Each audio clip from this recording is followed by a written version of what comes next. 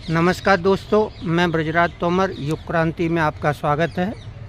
मैं आज आपको इस स्वर्णरेखा नदी का ऐतिहासिक नाम एवं इससे जुड़ा हुआ एक छोटा सा रहस्य बताने जा रहा हूँ। ये नदी ग्वालियर के पास गिरवाई गांव की पहाड़ी से निकलकर शहर के बीचों बीच होती हुई मल्लगढ़ा के पास से आसन नदी में मिला करती थी। माधवराव महाराज सिंधिया द्वितीय के समय की ये बात है। उस समय की एक किंवदंती है।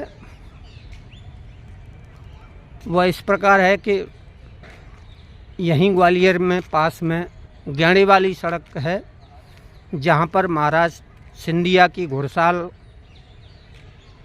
और हाथी खाना हुआ करता था।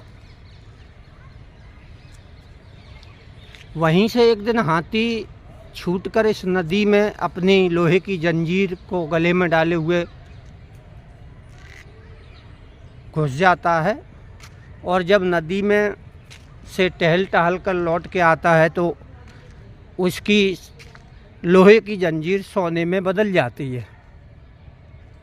इस रहस्य को जब महाराज के सामने लाया गया तो वो आश्चर्यचकित हुए। उन्होंने बहुत जानने की कोशिश की, मगर इस रहस्य के बारे में वो नहीं जान सके। अब यहाँ सबसे महत्वपूर्ण बात यह है कि यही स्वर्णरेखा नदी, जिसका ऐतिहासिक नाम बिसावर्त हुआ करता था, और तभी से जब हाथी की लोहे की चैन सोने की हो गई तो इसका नाम स्वर्णरेखा पड़ गया। ये स्वर्णरेखा नदी जब उस समय समस्त ग्वालियर के लिए जीवनदायिनी के रूप में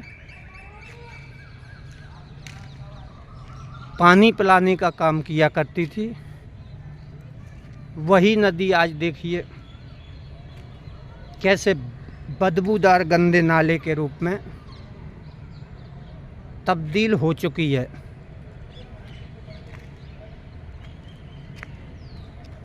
इस नदी में तमाम तरह के प्रयोगों के नाम पर हर बार करोड़ों रुपए खर्च किए जाते हैं और किए जाते रहेंगे। बावजूद इसके आज तक इस नदी में एक बूंद स्वच्छ पानी तक नहीं लाया जा सका है।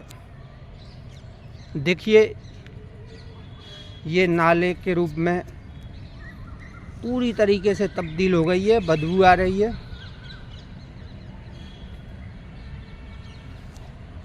देखिए ये चारों तरफ कितना आकर्षक दृश्य है। इसके बीचों बीच से आप समझ सकते हैं कि पहले क्या भव्य रूप रहा होगा इसका, जो कैसे नष्ट होती गई। इस नदी में तमाम नाले शहर के गंदे पानी के रूप में अपना अवशिष्ट विसर्जित कर रहे हैं।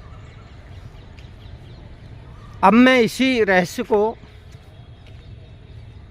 स्वर्ण रेखा के रूप में इस रहस्य को आपको बताना चाहता हूँ, जो रहस्य उस समय महाराज माधवराव सिंधिया द्वितीय नहीं ज्ञात कर पाए। वो मुझे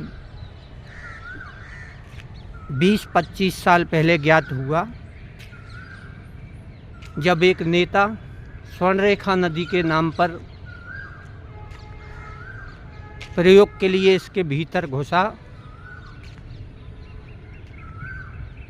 और सोने की जंजीरों के रूप में करोड़ों रुपए लेकर वापस निकला।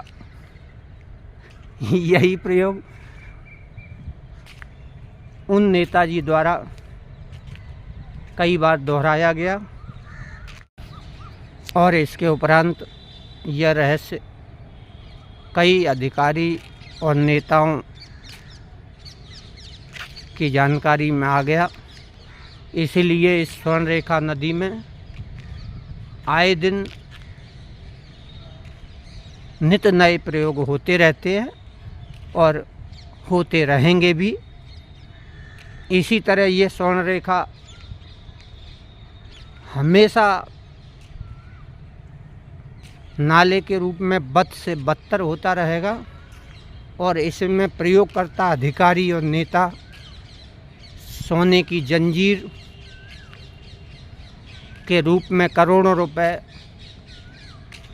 ले जाते रहेंगे। धन्यवाद।